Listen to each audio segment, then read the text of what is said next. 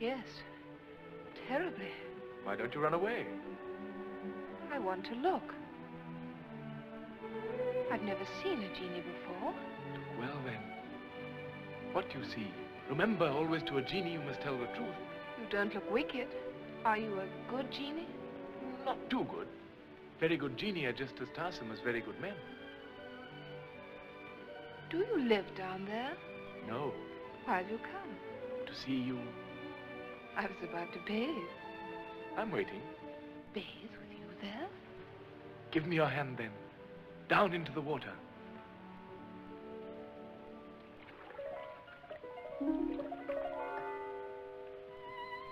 Oh, Jeannie, you've gone. I didn't mean you to go so soon. Shall I never see you again? Never? Don't be afraid. I'm not a genie. Who are you? Your slave.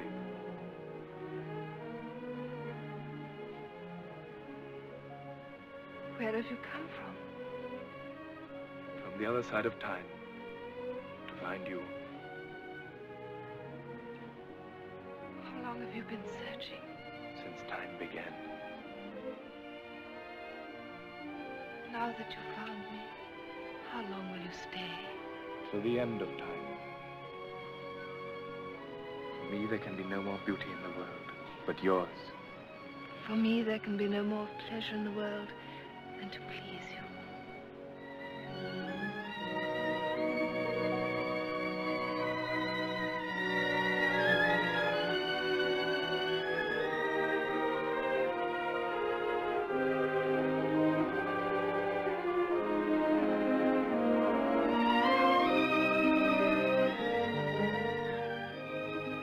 For Henry Van Cleve, dying was the easy part. When did it happen, Mr. Van Cleve? Tuesday. To be exact, I died at 9:36 in the evening. Now, this Playboy Casanova If you'd walked into a restaurant, I would have become a waiter. If you'd walked into a burning building, I would have become a fireman. is about to discover that defending your life So I'm fake.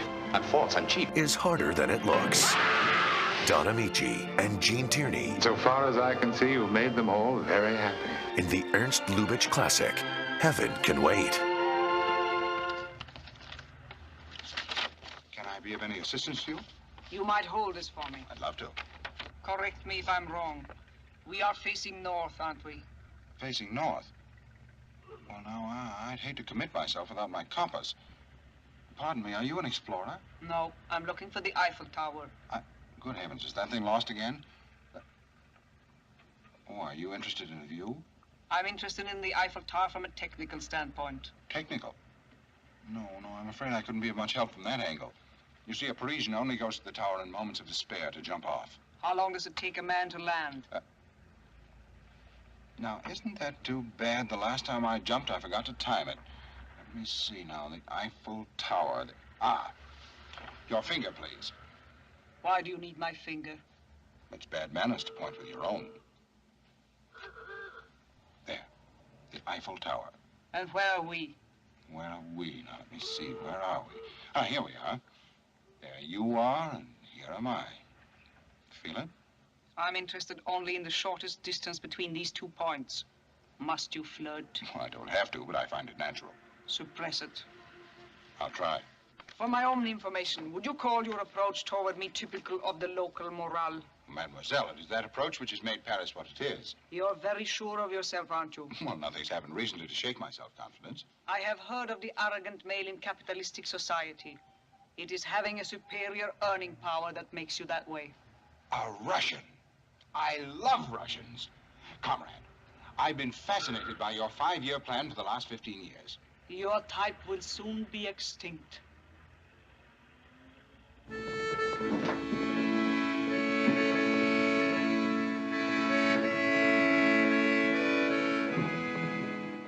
"10,000 cattle gone astray, left my range and traveled away, and the sons of guns, Let's talk a while. Go. have left me dead broke today. In gambling halls delaying, 10,000 cattle straying, in gambling halls delaying. and cattle straying. Oh, my darling, oh, my darling, Clementine.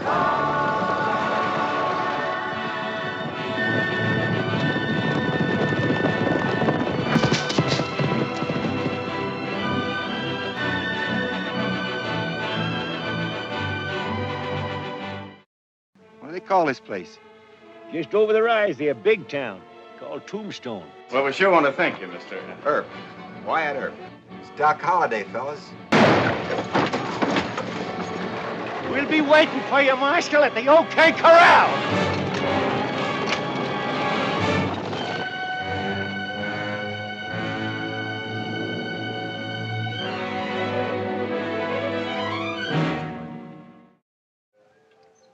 Mac, you ever been in love? No, I've been a bartender all my life.